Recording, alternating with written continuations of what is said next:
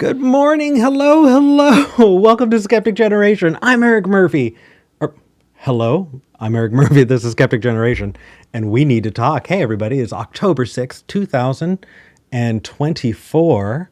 This is my cat who just wants to come and say hi. And hey, everybody. Thank you for joining.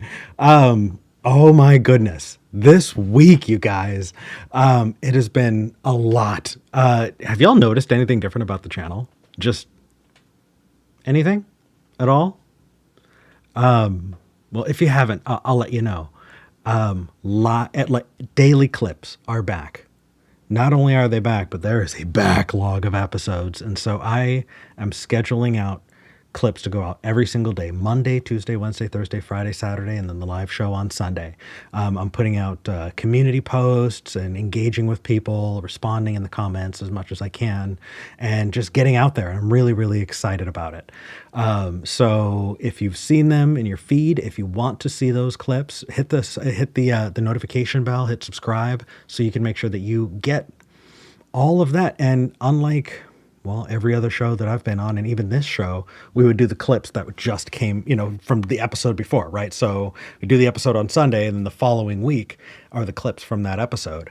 Well, since I've got a backlog to pull from, I'm staggering things and changing things up and grabbing stuff from old episodes and putting them out. So it's going to be different every single day.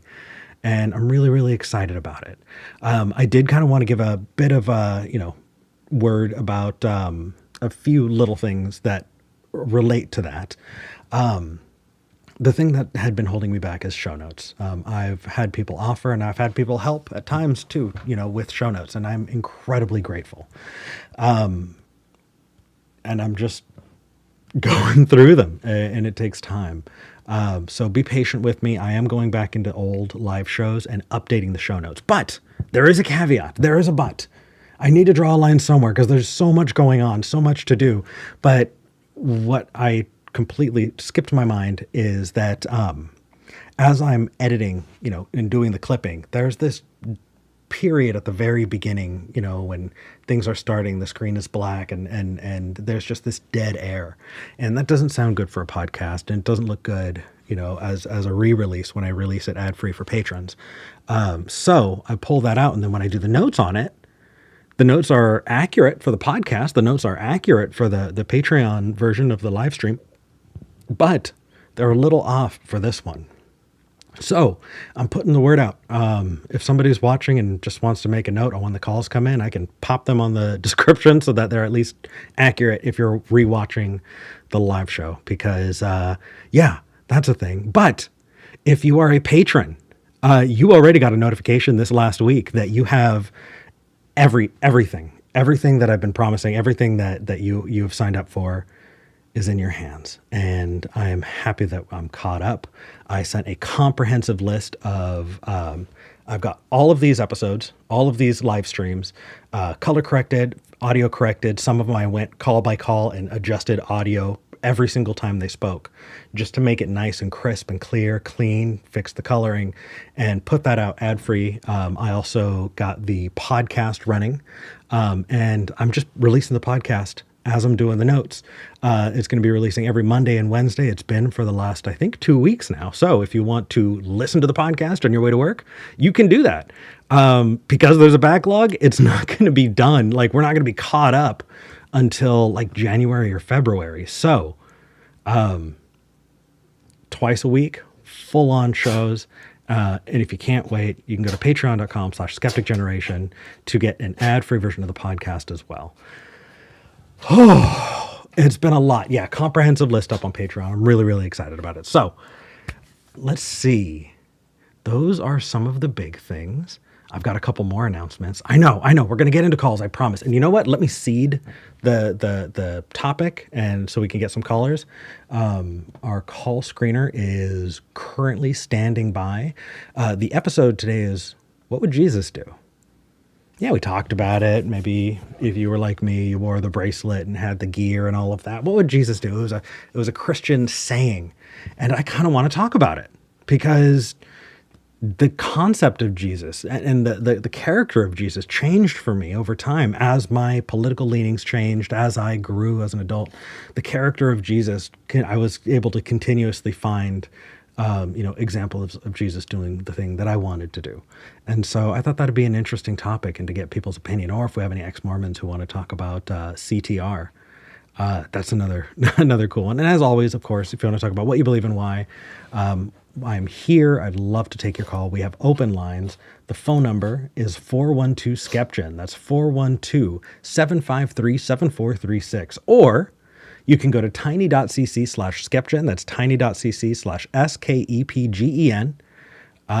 Yeah, call screeners standing by, and I would love to talk to you. Let's make this a full episode. That said, more stuff.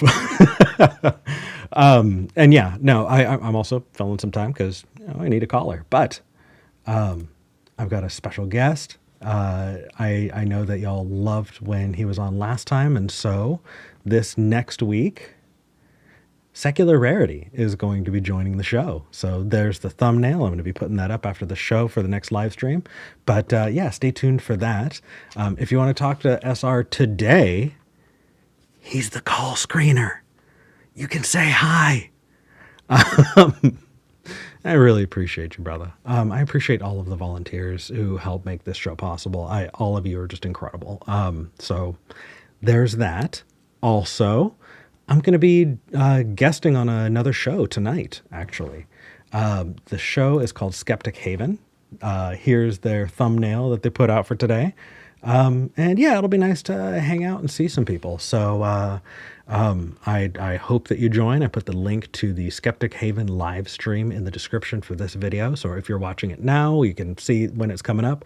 And if you're watching this later, you can click on that link and see how the stream went. I think I might be caught up. I think I might actually be caught up. But I don't have any callers. Sometimes there are like 7 callers right, before the show even starts. And other times it's just quiet and I'm not sure why, but I would love for today to be a full episode. So if you don't want to talk about what would Jesus do, but you want to talk about, I don't know, veganism, or what's another controversial topic? If it's politics, I'm going to be out of my depth, but I'll try to meet you where you're at. Let's make today a fun episode. Let's do it. Oh, my cat left. No, she didn't get the attention she wanted. That's okay. All right. Well, then I'm just going to talk about the concept myself for a little bit. So what would Jesus do was a catchy saying that we would tell ourselves as Christian kids and teenagers to kind of run it as a filter through, what should I do in any given situation? Well, we had this very meek and mild, kind, giving, caring, charitable version of Jesus that was taught to us. We were taught about the Jesus who, healed the sick and the needy, who gave the Sermon on the Mount and turned, multiplied bread and fishes and, washed the feet of his apostles. And so we took that as a call to be charitable, right? To be kind, to be giving, to have a service mentality towards the people around us. We really tried. Of course, the character of Jesus was perfect, or supposed to be perfect. And so we could never actually achieve that, but it was kind of a nice goal. But over time, I grew up more.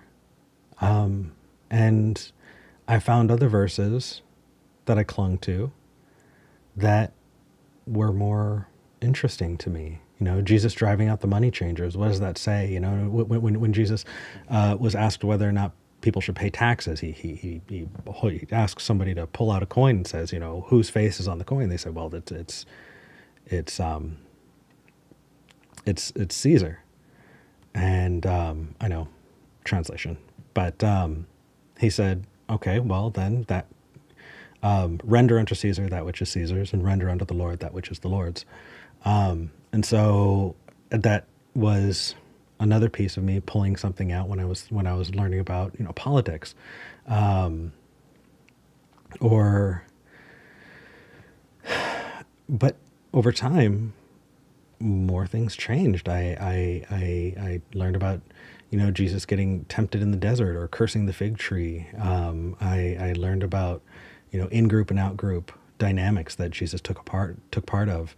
And then most importantly, in later books, right, in Revelations, Jesus comes back and he is not so nice. You have a war deity, and it's closer to the deity that the Jews were hoping for in a savior. And I don't know. I feel like over time it just changed for me, I didn't look at the war Jesus. I didn't look at the Jesus with I think it's sword in his mouth is how it's said. I didn't look towards that when I wore that bracelet. I didn't think about the Jesus that said, why would I why would I cast my pearls before swine when someone asks for a healing but they're part of his group, right? I believe there was a Gentile who wanted a healing, and Jesus was like, "You're not one of us. Why would I heal you?" Anyway, got a couple of calls. Love to take a couple of them. Thank you for hearing me out. It's just a thought. Let's start with Freya. It has been a while since I've talked to Freya. Hey! Hey, how you doing? I'm doing really good. Thank you for calling in. Yeah, no problem. Yeah, let me just get you in the lower third here. All right, in Illinois. And I think I've got you. So what do you want to talk about? Let's see. Well, I guess I'm calling in about pantheism because I promised you I would. Well, panentheism specifically. Yeah, okay. So we were talking about that. Were we talking about that last week? Yeah. I actually heard a conversation you had with this man. I think his name starts with an N. But yeah, it was a very good conversation. Okay. But I had something to add to it, I think, that I think wasn't because y'all seem to be talking about pantheism as if it was just reverential feelings for the natural world without any added content. Is that an accurate summation? Well, not. Let me. We threw around a couple of different definitions, and I just want to be like super honest with you, Freya. Okay. I've been like this last week. I've been doing show notes on a ton of older episodes, and so I am so like I'm worried right now that I'm going to reference something that happened in episode 4 because I'm thinking that might be what happened last weekend. So take that with a grain of salt. But from what I recall, we used a couple of different definitions, and it started to get a little loosey-goosey, and I started to get uncomfortable. And so I would love to settle things down and talk about it in a more structured way. How's that sound? Oh, yeah, that's no problem. I think that, I can give you my definition of, my specific form of pantheism that I held to for a long time. Okay. Let's see. So I think, so it kind of starts with a Dutch thinker from the 17th century called Baruch Spinoza. Mm-hmm. I think a lot of your audience has probably heard of him. Yeah, the concept of Spinoza's God gets tossed around, but not everybody understands where that comes from. Yeah, here's the thing, it's like I felt like I understood him better when I was on cannabis. It was like I was high, and I was like, all of a sudden I finally understood what he was talking about. So this is not going to be like a big.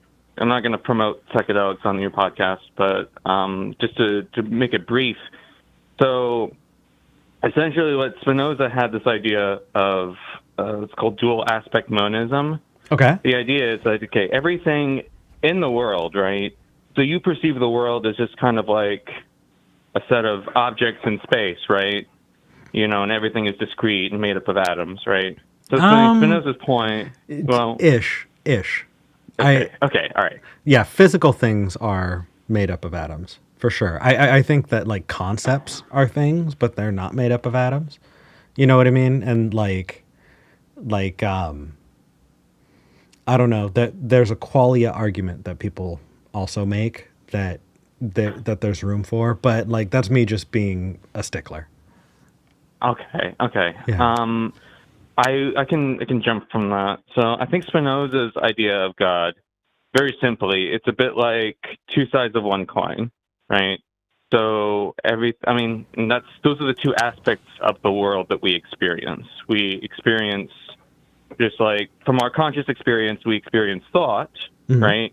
And then there's the world outside, the objective world, and he would call that extension, right? And I don't have like a background in Cartesian philosophy. I couldn't really explain it all Sure. together. But his idea is like he doesn't think that mind affects body and body affects mind. He thinks that the two things are always in parallel, and everything that happens in one happens to the other concurrently Oh, interesting. through Like a time. synchronicity type of deal. Well, yeah, but it's like it's not as if like what's going on in your brain isn't being affected by the outside world. It's one way to represent the thing that's happening in all aspects of reality is like you can express it as either like a series of material cause and effect, or you can represent it as a series of like I don't know, like what we experience, right? Is Okay. like a set of concurrent experiences or a set of concurrent thoughts or concurrent ideas. He would use the word ideas. It's been a while since I've read the Ethics. If someone's, better informed on Spinoza than I am, they could tell you that I'm wrong, and I'm fine with that. No But worries. so his idea was basically that, well, essentially the way that, if I understand it correctly, like the way those two things track concurrently is because they're both part of the body of God, right? Or they're both part of the mind of God. They're both part of God's being. Oh, But God's being is interesting. infinite. Yeah, and conscious creatures experience the two aspects concurrently. We experience thought and extension, but like God's actually infinite. God's the thing that's tracking all of this and containing all of this and being all of this all at once. So, and like I thought about that, and I'm like, it is saying something more than just. I think Spinoza would agree that okay, the material world is like a necessary object of reverence, but his idea was a little more like he saw it more like I think he uses the expression that nature is like the power of God. It's like it's almost like a kind of Well, concretized that's form of God. but that's even that is minutia in the grand scheme of the universe. So all things are an extension of God. Yeah. Correct. Well, yes. Everything everything everything you can touch, that is like God as matter, right? Yeah. And you are God as thought. Just refer to the idea of Eric Murphy, Yeah. right? So everything that's happening to your body and your experience, that's like part of the idea of Eric Murphy and God. I got That you. makes sense. No, absolutely. So I joke, I poke fun at this concept when I tell people God is like the universe, man. Because essentially that, it's a little reductionist, but kinda. So yeah, no, I get that. Now, what about panentheism? Well, I think it's funny. So I can link this a little bit. I mean, there's Yeah. some people say that classical pantheism is more like panentheism. So panentheism specifically, it's the idea that the whole universe is just like kind of within God, right? It's almost as if like your foot is within you, right? Mm-hmm. But your foot is not you, right? You are more than the foot. Yeah. So so I would say that a panentheist thinks that the universe is more of an outgrowth of God, or like something kind of contained within God's body or mind or whatever. It's funny actually. So I was thinking of this liberal theologian named Marcus Borg. Have you heard of him? That name sounds incredibly familiar. I believe that came up in a conversation I had with V. Yeah, go ahead. Oh, okay. Lovely name. But anyways, like his point of view was that he tried to explain the incarnation, because he's not an Orthodox Christian. He wasn't an Orthodox Christian at all, right? He didn't believe in a resurrection or anything like that. But his idea of incarnation was that Jesus was, like, basically God was indwelling in Jesus the way that God indwells in everything else. Okay. You know? And so that Jesus is kind of more of like a symbol for that indwelling of God in everything else. What a demotion. So I'm... Well, I mean, Jesus was already promoted if you look at the timeline of, like, how Christology proceeded. But yeah, it's like it is pretty much a demotion. Okay, so how does panentheism differ from pantheism? No, see, I think what I articulated the very specific, like, Spinozist version of pantheism. I think pantheism, I would say the difference is that I think probably more, if you were just a pantheist full stop, you probably accept that the observable, studyable universe is ultimate reality. And I think if you're panentheism, there's a bit more wiggle room to say, you know, maybe it's an open system. Does that make sense? Not really. I'm trying, but you know what? That's okay. There was a time when I got really, really into this, and I could answer this just like that. And I think I just need to read up. So how about I tried to do that this week and come up with a little more information, or maybe somebody could call in and set us both straight. All right, cool. Yeah, Freya, you saved my ass.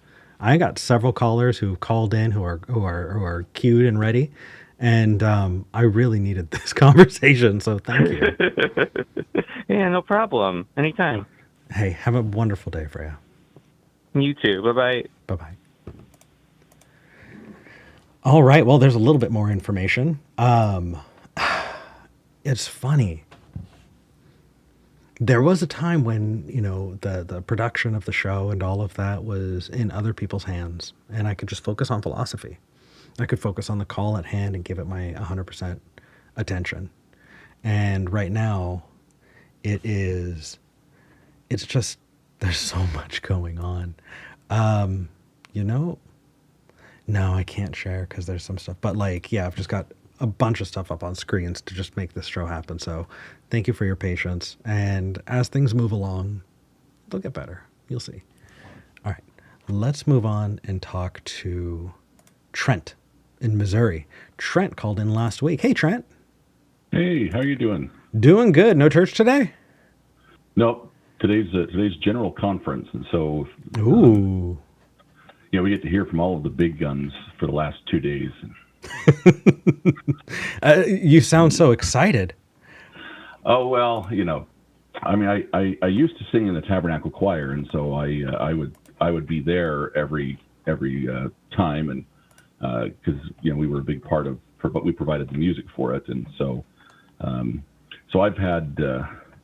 And I've met many of the general authorities, and they're just the hero worship that goes on in the Mormon Church is just ridiculous. Yeah, I had problems with it even when I was in it. Even when I was a full on believer.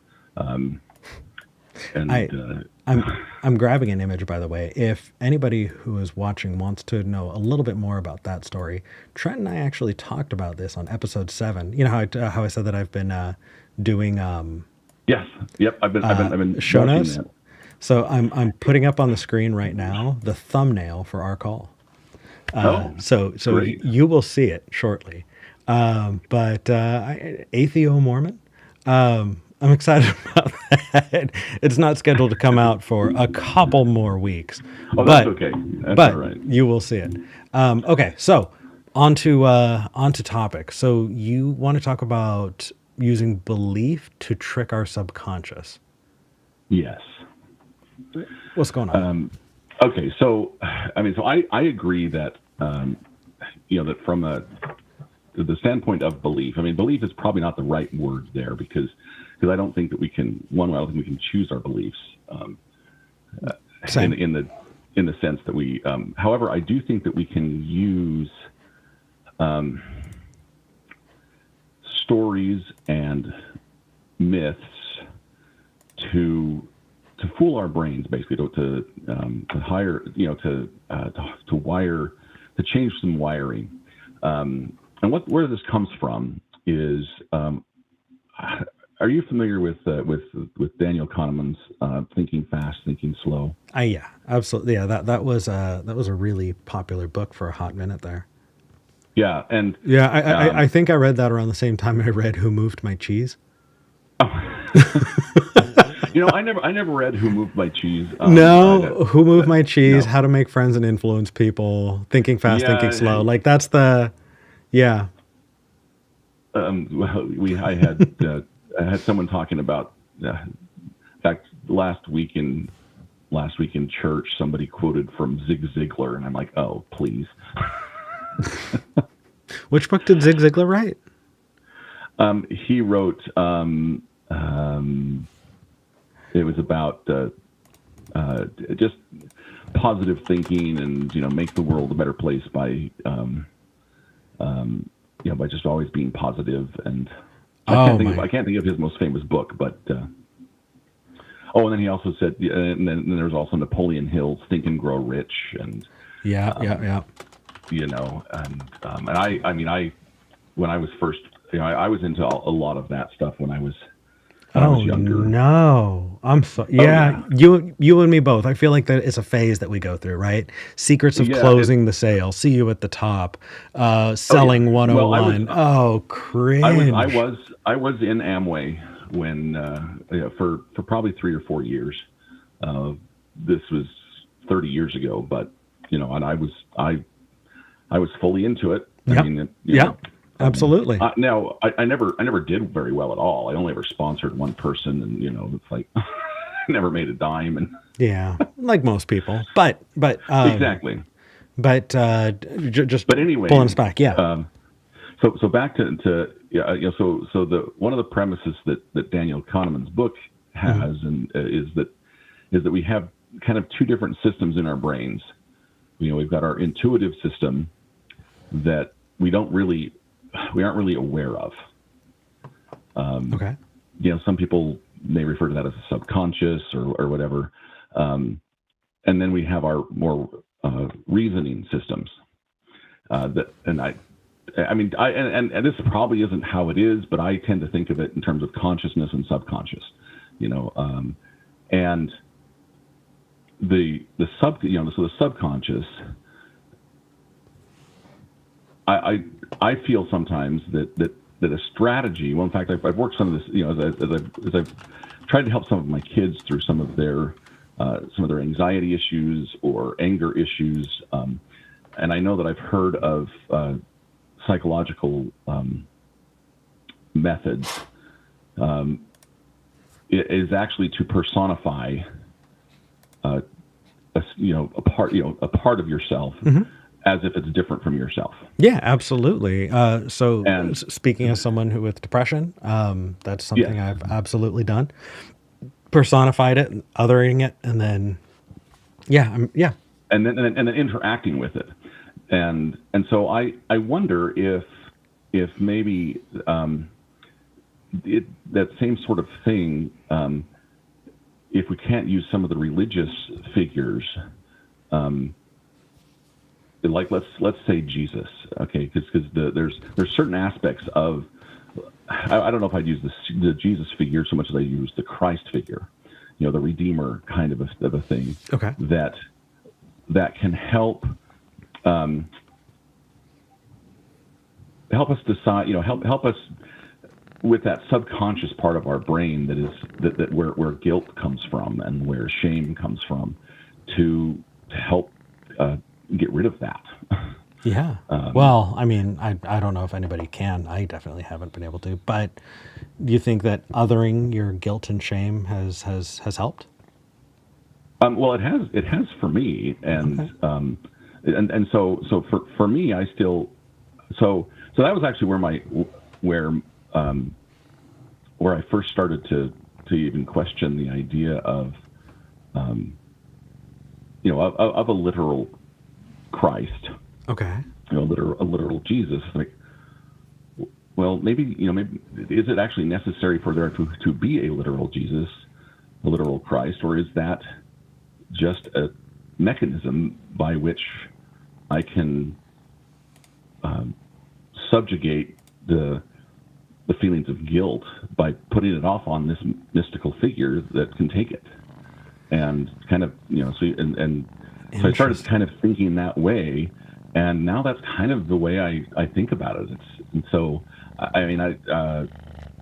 it's a method for hacking our brains while still accepting that it's not actually real, on a conscious level. And I mean, this is all kind of theory of mine. I don't know how. No, it's okay. Go about testing it. Well, so I guess the question is, where does belief fit in here? Well, so that's why I had belief in quotes, because it's not actually belief, but it's okay. Yeah. So and I wasn't quite sure what word to use except for belief, because that's what so many people put on that. Oh, well, so it's more like I believe in belief. But that's not right. That's not the right word, and I know it's not the right word. And and you and I got into a discussion last time about right words, and that's not always a productive discussion. No worries. I will speak from personal experience that I've been able to use that trick for a number of things.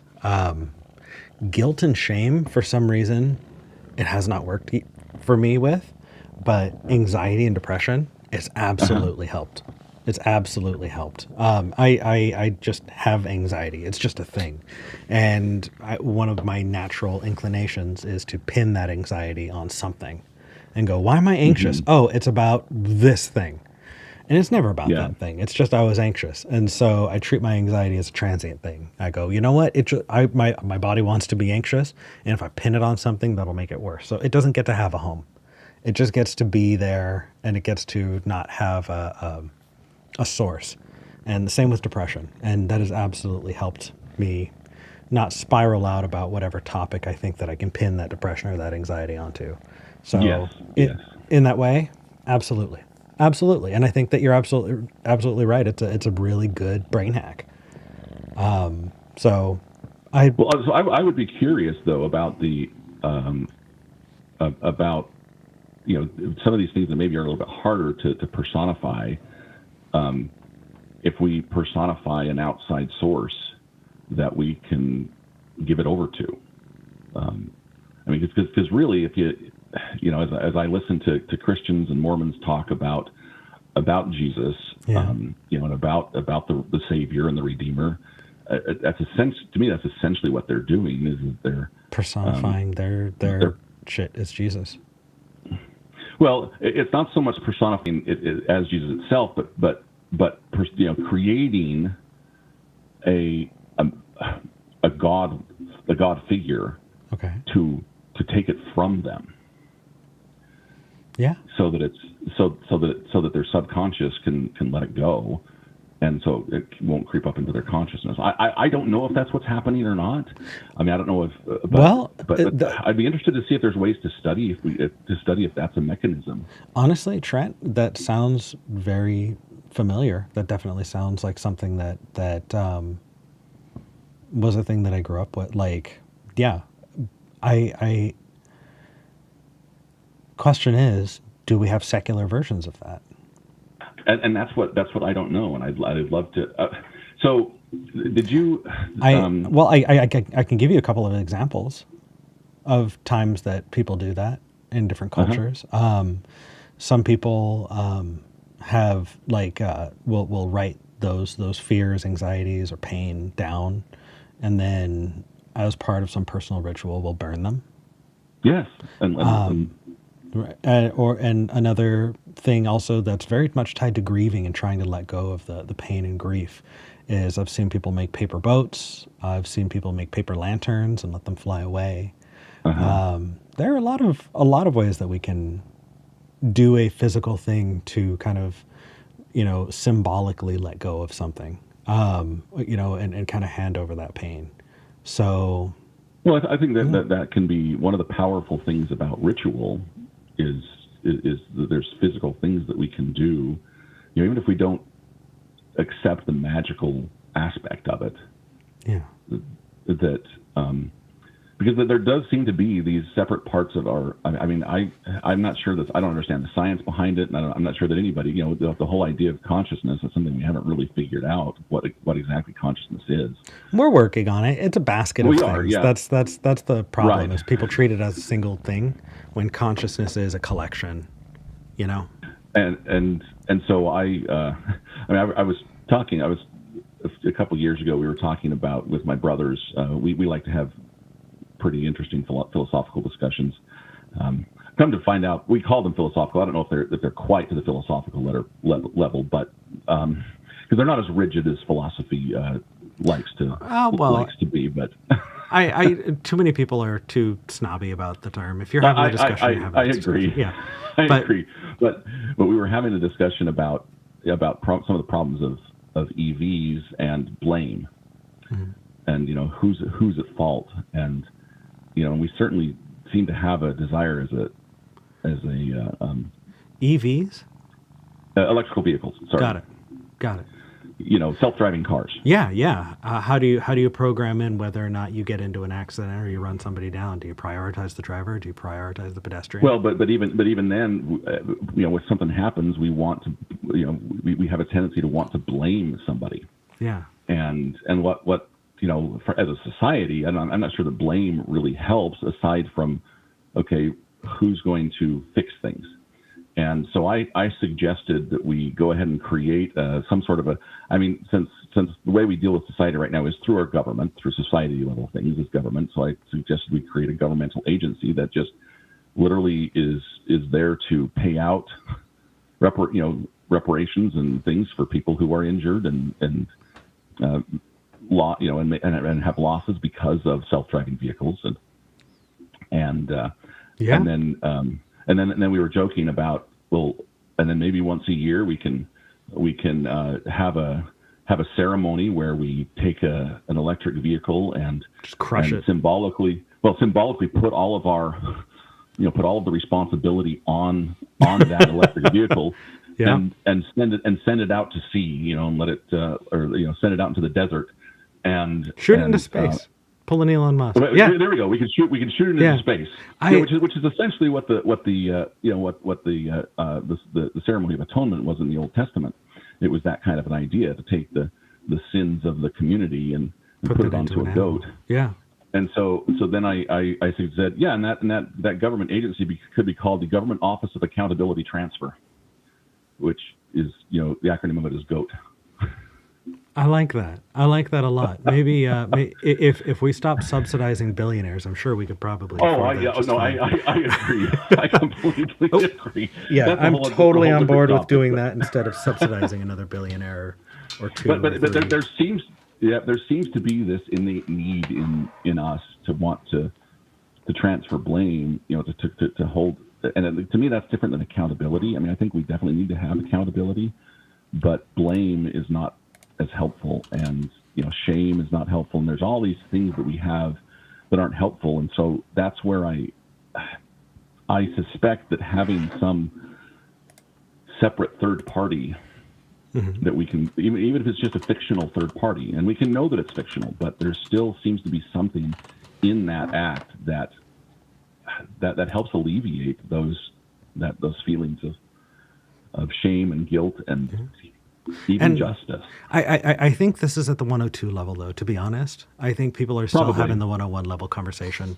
People don't realize just how bad human drivers are, just how stupid we are. Oh yeah. So yeah. Well, there's that whole honestly, if you just relate it to how many people still just have magical thinking about everything in their lives, and the total amount of lack of self-awareness is hilarious. If it weren't so frustrating. Yeah. No, I gotcha. And so, hey Trent, I feel like we've gone far afield. Yep. I think that. Well, but I think that and I think we pretty much covered what I wanted to cover Yeah. with this discussion. To me, they're all related. Yeah. I can try to summarize it back to you. These are Yes. all brain hacks. These are all ways that we They're can exactly. take concepts that we find particularly tough to deal with, be it guilt, shame, fear, depression, anxiety, or it could be, a collective, hurt or something like that, and personifying it in a way so that we can deal with that thing instead of just trying to deal with a nebulous concept or a feeling that maybe is stubborn, won't go away. And I think that makes a lot of sense. It is a human psychological thing that I believe that religion has co-opted in the same way that you talked about it, in the Old Testament, right? You could see it in Genesis and in Leviticus. And so, that checks out to me. But, all right. Well, I really appreciate the discussion. You've helped me clarify some things a lot, which is one reason I like to talk to you. Is that I don't have too many people I can talk to about these kinds of things. That's because philosophy nerds, we got to find each other, man. Yeah. That said, Trent, thank you for calling in. I hope you have a wonderful rest of your day. All right. You too. Take care. Talk to you later. General Conference. All right. That's when the big decisions get made. We'll see if there are any new issues or any new godly information that the Mormons need after General Conference. But, oh geez, my cat is trying to lay down on my keyboard. So we'll see how this works. And by the way, for people who are listening to the podcast later, there was a rumbling sound. That was my cat trying to cozy up to the microphone. So I apologize if that was a little discordant sounding. But if you're watching the video, it's very cute. All right, let's talk to a Canadian person first. And then we'll take an American. Olive in Canada. You're live on the show. Hey, how's it going? Hey, I called in last week and we talked about veganism. Yeah, and we have a vegan caller next. This might be a vegan episode. I'm nervous. We're not going to talk about veganism this time. Sorry. That's okay. You wanted to talk about WWJD. What would Jesus do? What's on your mind? Yeah. Well, I'm coming from a Christian. I grew up Anglican. I have it's kind of like Catholicism, but a little bit more sugar coated. Okay. So, but and I grew up in the church, so I heard this crap a lot when I came to what would Jesus do. But I feel like a lot of the things that Jesus, if you actually paid attention to what Jesus was like in the Bible and see the things that are happening today, there would be a lot of things that Jesus would do that would upset a lot of Christians. Oh, absolutely. Absolutely. I think they'd put him right back on the cross. Exactly. Yes. Because there's the fact that there's a lot of poverty and the rich is not giving to the poor. That's one thing that Jesus wanted people to do. Yeah. I don't know. So part of it though is I don't think it's as cut and dry. While I want to totally agree with you, Jesus had other sides and other depictions, and contextually as an atheist, right?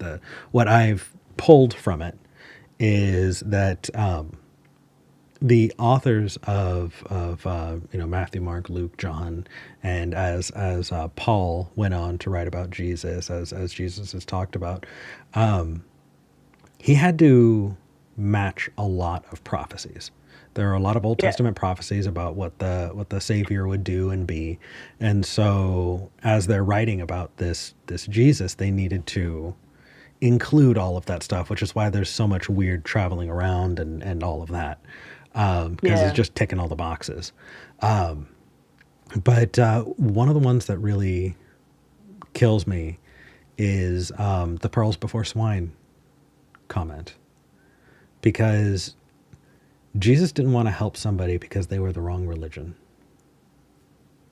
Oh, I never see. When growing up, we never had. We only. It's weird, they only read certain parts of the Bible and the Gospel, and so like you didn't hear. So I didn't get to hear all of that.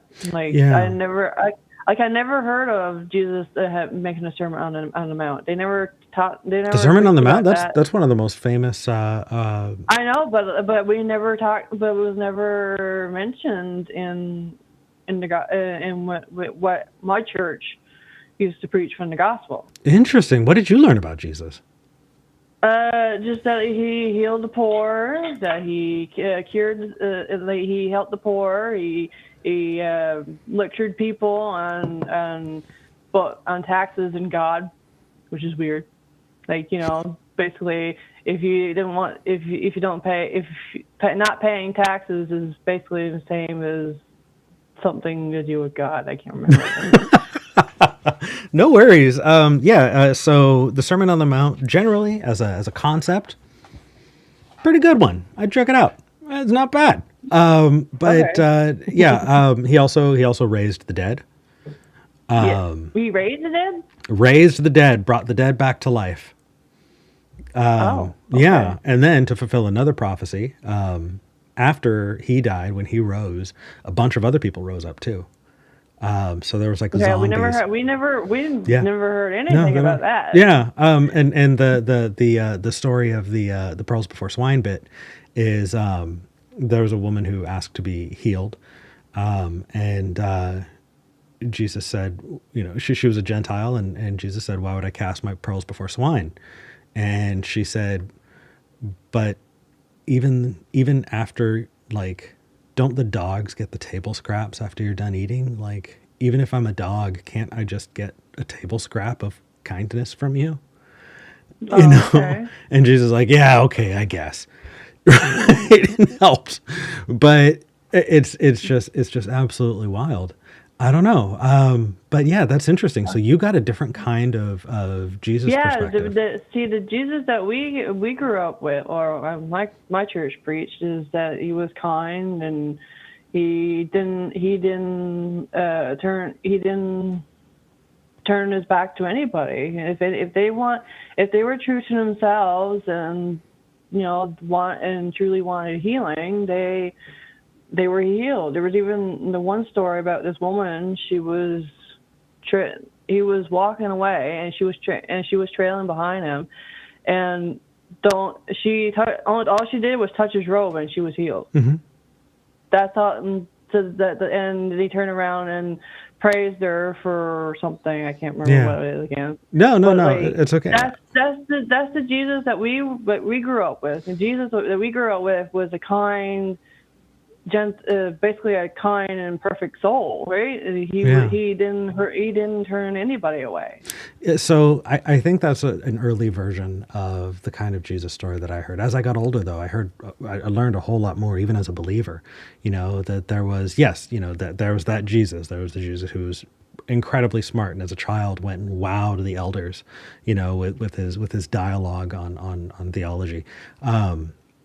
But also that you have Jesus suffering in the desert, being tempted by the devil. No, but I remember that story. Right. You have, anyway, that's, there's a bunch there. But, okay. So so did you have, what would Jesus do as a kid? Like, did you have that kind of stuff? Because it doesn't sound like. But we didn't. Yeah. We did, but we didn't. How so? Like, it's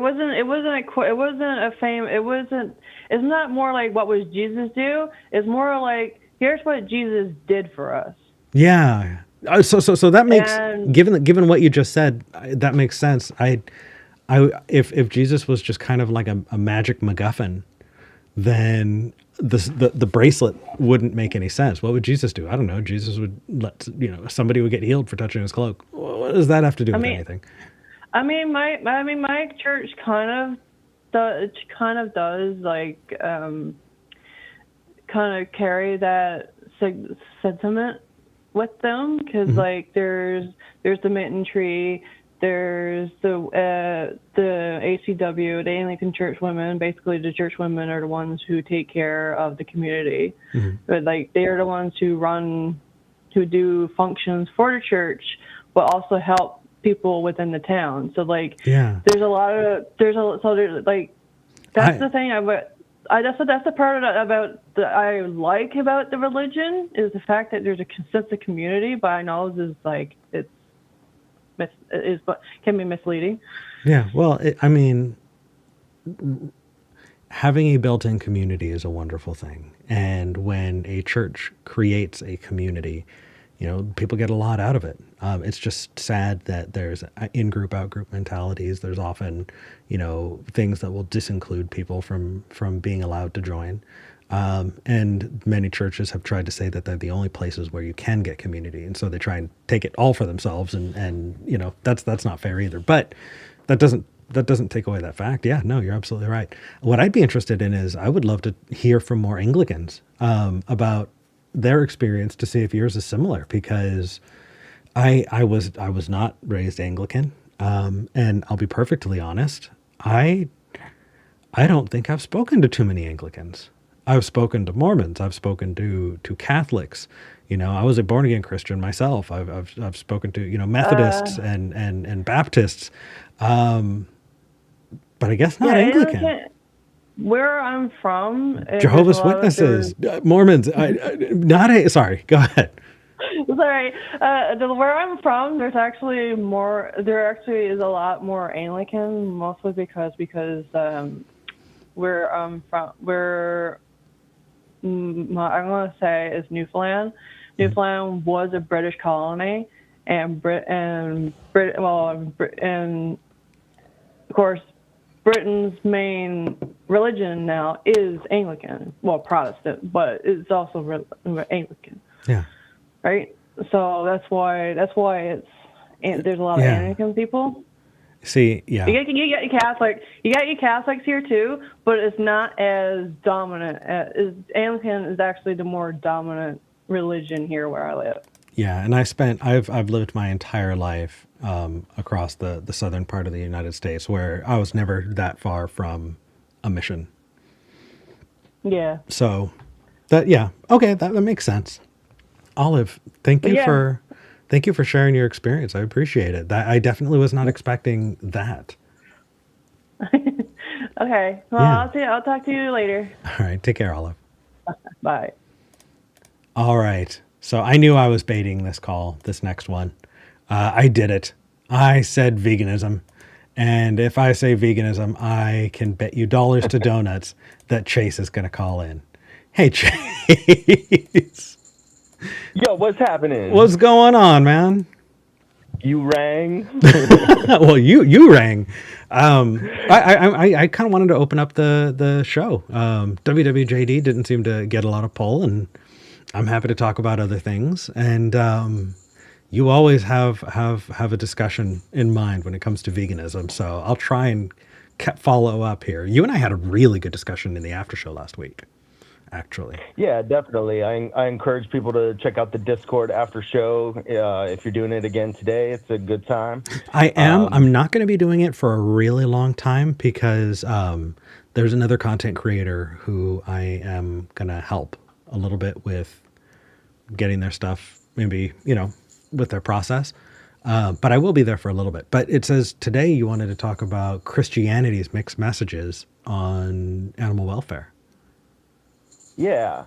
So I figured I could maybe mix veganism with the topic you wanted to talk about what would Jesus do? Okay. So, I'm an atheist vegan, but my parents are the opposite. They think it's okay to kill and eat animals because the Bible says so. And I try to point out, that in the Garden of Eden, it was vegan, like in Genesis 1:28 and 29, God says that I've given you every seed-bearing fruit and every green plant, and they shall be your food. And that even the animals, like lions, apparently were only eating these plants, And so... I mean, okay, but if I'm going to put on my Christian hat just for a second to argue back with you on that, I would say anyone who's had a period can tell you that those times are over. Yeah, I hear you. But in Isaiah, it says, I do not delight in the blood of bulls, and that in the end times, the wolf will lay down with the lamb and the lion will eat straw like the ox. right? And so the point I'm trying to make is that if in the beginning times and in the end times, like in God's ideal state, it's nonviolence, it's veganism. So why shouldn't we strive to fulfill that right now as much as we can? That's kind of a point I try to make to him. Chase, you're making me put on the Christian hat. It's interesting because I never took those as literally as that. When I thought about the wolf lying down with the lamb, I thought about the imagery that often portrays Jesus as the lamb, right? In the book of Leviticus, you have all of these rules for how to sacrifice an animal, right? And you'd sacrifice it a certain way, just like the discussion that I'd had, the call earlier with Trent. You'd kind of put all of the sins of the group onto this goat, and you'd sacrifice the goat. Sacrificing bulls was another thing. And so the blood of bull's blood rings to me as people still paying sacrifice and penance for their sins instead of treating Jesus as somebody who was sacrificed, who was the lamb that was sacrificed for the sins of humanity. And so when the wolf lies down with the lamb, in my mind, I thought to myself that was symbolic of, Christians and their persecutors living in peace. And when I thought about bull's blood, I thought about no longer needing to sacrifice in order to absolve your own sins, because instead of the blood of the bull, it would be the blood of Christ.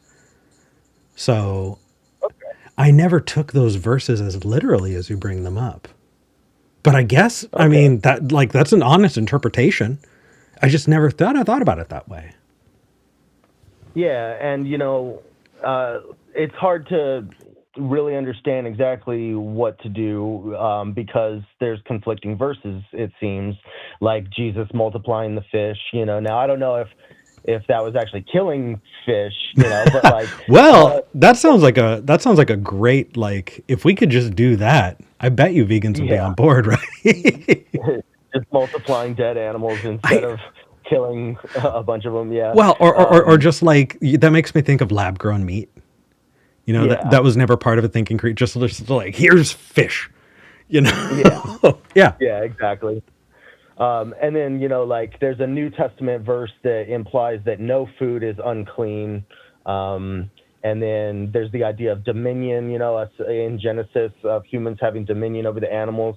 But then that calls into question, what does dominion really mean? Does that mean the right to exploit, and kill? Or does that mean that we have a responsibility to protect those who are weaker than us because we have power over them? We shouldn't exploit that power, that kind of thing.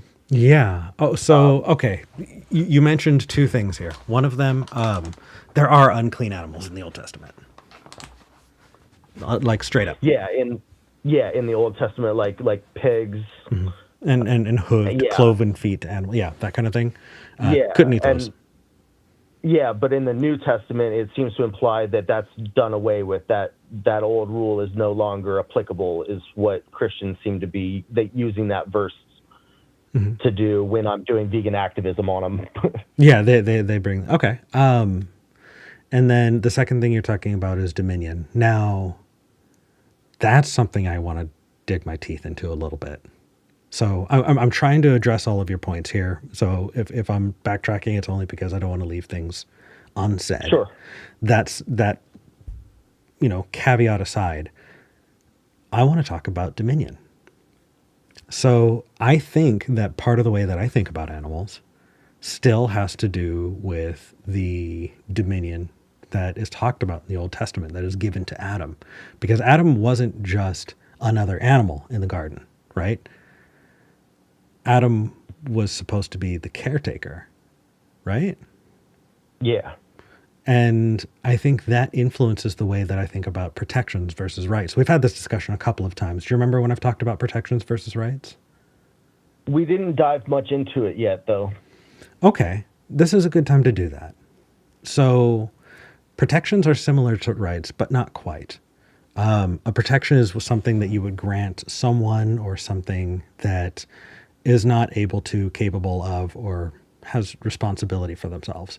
So there are protections for the disabled that, like I've worked in special ed for, many years. I have a lifetime of, growing up in my mom's special ed classroom. And there are kids who are going to need guardians their entire Yeah. lives. That's what those specific people who are nonverbal, who need who need protection, right? It's not okay to mistreat another human being, especially if they can't ask for help, right? But they still have human rights, though, right? They do. It's because we recognize the humanity in them. And then What? moving down to the next piece is what is a protection? I think protections are different from rights. Protections are something that, I don't know, it's kind of magnanimous about humans, isn't it? That we would want to, let's say, protect an endangered species from going extinct. It's not Sure. necessarily, we don't necessarily always do it because we're these wonderful empathetic creatures. We want to preserve the environment. We want to keep the Well, biodiversity on Earth. At least that's well, my view. yeah. I mean, well, if we could dial it down to an individual animal, like an individual, human, like you were mentioning, that like they can't speak for themselves, they can't defend themselves really, but they, haven't done anything wrong, or, like the idea is, I believe, whether we call them rights or protections, I think, rights might be a better application, that like, I think some animals should have rights to not be exploited and abused and killed needlessly, things like that. I'm not sure, like with domesticated animals like dogs and cats, like pets, like if they have legal rights or if it's just legal protections or if it's, because they have a guardian.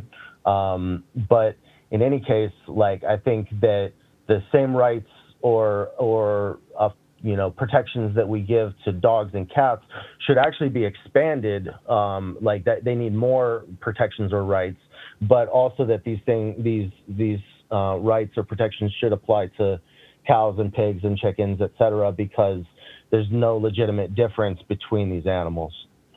Well, your use of the word legitimate is kind of weird there. So, Sure. I think that right, self-defense is a right. Yeah. You should be able to protect yourself. That's inherent. I think that I could not imagine a cow or a chicken putting up a good defense for itself, when it comes to arguing its case on a thing. Well, yeah, but neither can the disabled person or a child. That's true. And I think that's why I brought up protections. And I think it gets us into a sticky gray area here. And I want to try and explore this with you. So let's think about this. People always bring up, a wolf eating a deer or whatever, a lion eating a gazelle, and say we don't blame the lion, right? We don't call the lion a murderer because we treat the lion and the gazelle as a different class, apart from humans. We see them as something that, deserve to be, like, they deserve to live and thrive, but we're not going to hold them responsible for those actions. We don't even hold them responsible for their actions when they kill humans. We go, well, that's just nature. That thing happened. But they don't go, was it premeditated? We're not looking for murder in the third or second or first degree when it comes to, what was it? Was it Roy or Siegfried? Which one of them got eaten by the tiger? Oh yeah, right. I can't remember. I don't think he got eaten. He got just mauled a little bit. But yeah, I don't think it was more than a little bit. But like we're not bringing those animals up on murder charges to see if it was but neither do we do that with small children again. Like a lion is maybe, or a pig, you know, like a lion is probably like as smart as a 3-year-old child or a 4-year-old or something, you know. So we don't hold those individuals of either species morally accountable or legally accountable for their actions because we don't consider them moral agents. Right. And so we kind of hoist that that right, that they're under the guardianship of a parent or, you know, some kind of guardian, right? That guardian takes that responsibility until that child grows old enough to be able to take that responsibility on themselves. So what if they can never take the responsibility on themselves? Yeah. That's Just like a child, like a child with a severe brain damage or learning disability that will never grow to be smarter than they currently are as a 3 or 4-year-old. right. So I don't think they ever take on those responsibilities, and they shouldn't have to. Exactly. We recognize that. We have empathy there, and they have a different set of rights than other people. They have less rights. They just do. They have different, like they're not maybe allowed to drive a car, for example. I mean, but they still have, like oftentimes still have rights. they're not even allowed to live by themselves. Yeah, I hear you, but I guess they still have the right to be free from violence. If it's unnecessary, unless they're attacking somebody, you know, then we do what we got to do. Well, in that way, I think we have a different standard because we wouldn't necessarily do that with animals. If an animal is fighting another animal, we won't necessarily jump in and help. But if a human being is being violent, we will seek to restrain them and to prevent that violence, right? Isn't that us keeping them separate, doing something different? Well, I would intervene if I see animals like attacking each other or being attacked, you know, stuff like that. Unless I think that there's going to be some negative down. You're not. Hold on. Yeah, go ahead. Unless I think there's going to be some negative downstream effect of intervening that would be even more harmful, because I lean towards utilitarianism.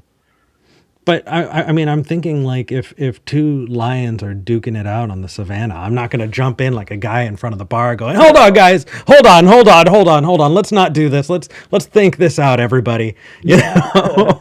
No, I hear you. I agree. Yeah. I'm just saying, like, if a lion was attacking a gazelle, if I could intervene, like, you know, and save the gazelle, I would. Chase. But the problem is, like I said, if we stop that whole predator-prey relationship that exists in nature, that could lead to ecological collapse. You know, that's what I'm talking about, that downstream negative consequences where then, you know, all the lions are gone because we get rid of all the lions or move them or whatever, and then the deer overpopulate and eat up all the vegetation and then slowly starve to death. I got you. I just don't ever want you to go. I could just imagine reading a headline, Chase got mauled in the savannah trying to break up a fight. So all of this is us talking around eating meat. This is us, you know, circling the edges and seeing where we can get a foot in, get a toe in, and draw hard lines. One of them is the idea of justified meat eating, and the other is that meat eating is unjustified and not justifiable.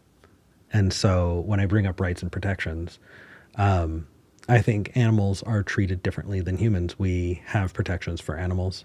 And we have protections for even some humans.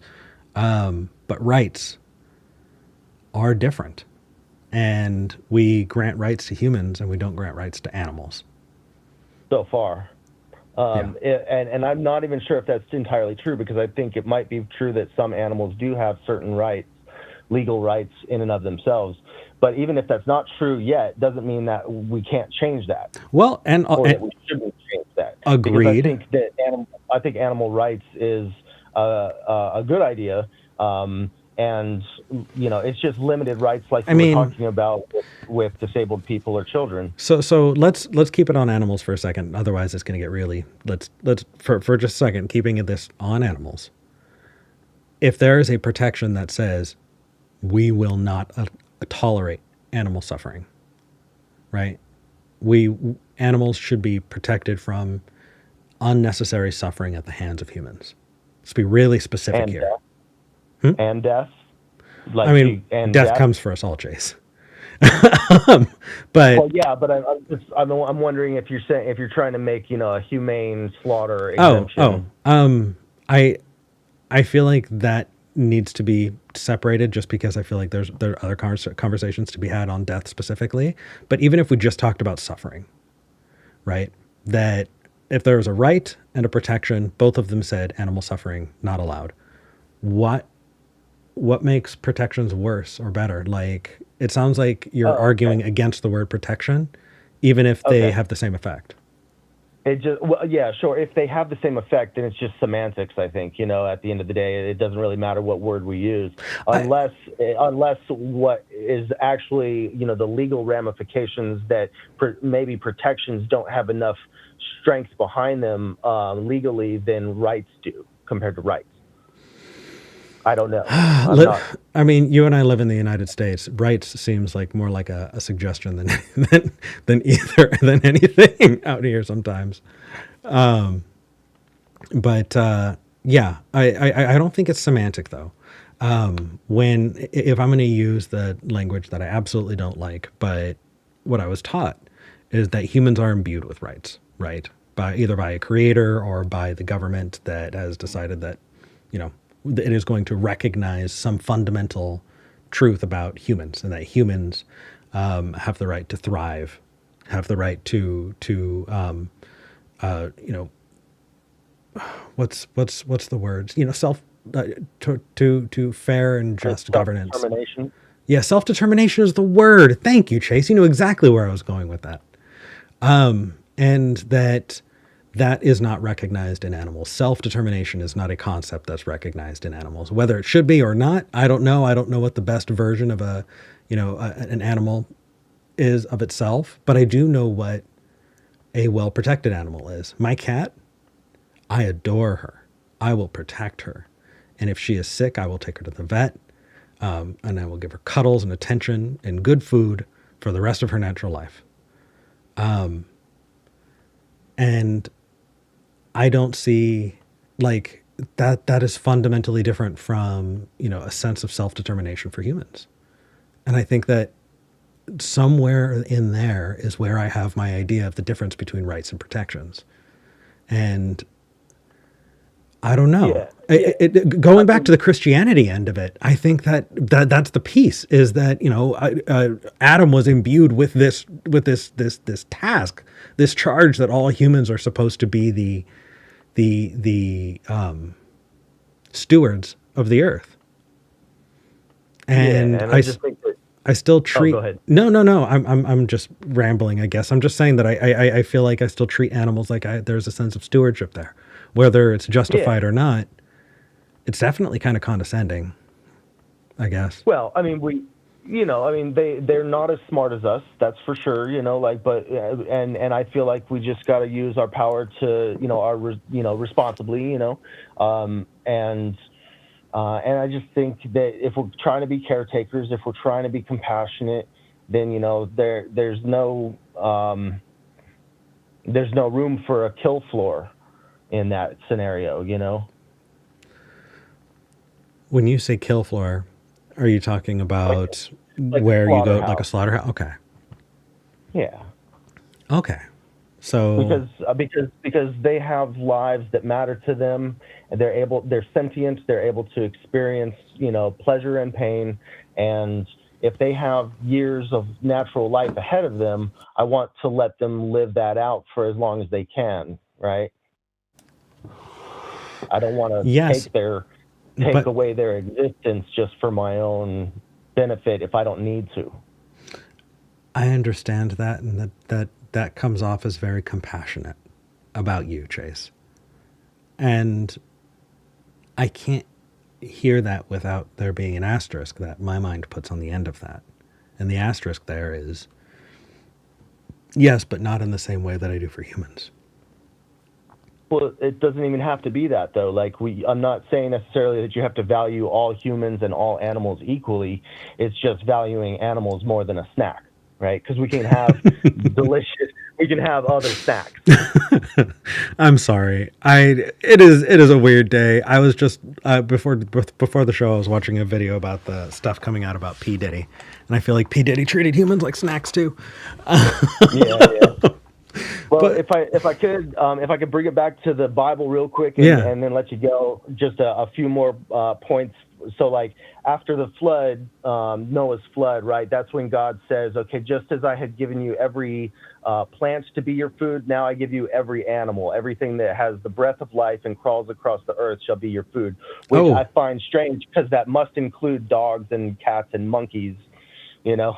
Yeah, actually, it's a whole lot further back. God does in the Bible. God does not grant permission to eat meat there. In fact, the first two sons of Adam and Eve, Cain and Abel, one of them was a farmer, and the other was a shepherd.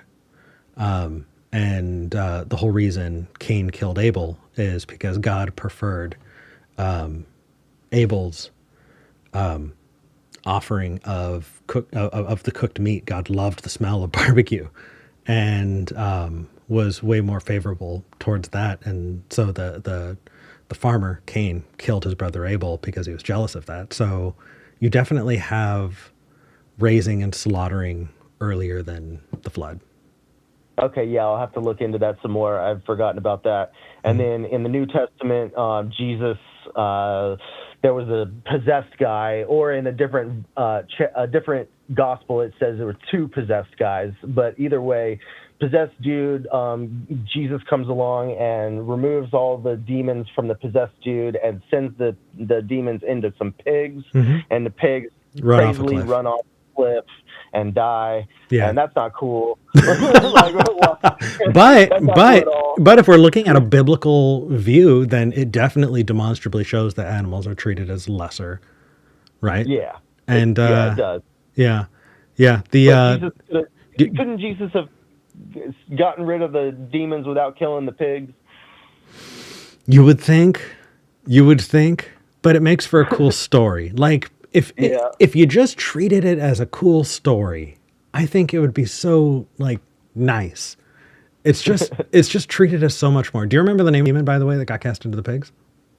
No. Legion. Legion, that's right. What is your name? Legion, because we are many. Yep. So anyway, Chase, I feel like we could bat this around forever. And I know there's a stronger argument to be made about rights and protections. And right now, I'm not doing it justice. And I think that if I continue to talk about it without really like formulating my thoughts, I'm going to make things muddy and confuse things more. So that's all right. How about I do some research and we talk again? Okay, sounds good. And I'll see you in the after show for a little bit. All right. And just for people watching, Chase and I have disagreed plenty of times. But this is an example of two people seeing the humanity in each other and respecting each other and having a good discussion. It can happen. This is what it looks like. And I appreciate it. Thank you, Chase. All right. Good times. We'll see you. Take care. This is not the episode that I thought we were going to have. It turns out to be more, how much does Eric remember about the Bible? But you know what? That's okay. I'm okay with that. I do want to do the after show. I do want to hang out with people, and I am going to be going on another show this evening. I'm going to put the thumbnail up again. I'm going to be going on Skeptic Haven tonight. Link is in the description for this video. So I will see you there. If you want to get ad-free versions of this live stream, you can go to Patreon. If you want to get up-to-date podcasts ad-free, go to Patreon. Patreon.com/skepticgeneration. If you want to actually see the clips, I've got messages from people saying, hey, I had no idea that clips are getting released. Hit the notification bell. Maybe YouTube will decide to show it to you. I don't know. But it's worth a shot. Like and subscribe if you haven't. And thank you for joining me. this has been an interesting episode. I really am excited about next week because Secular Rarity is going to be joining me, and he's just a good friend, and I like hanging out with him. So I hope to see you then. In the meantime, though, I'm Eric Murphy, and I'm glad we had this talk.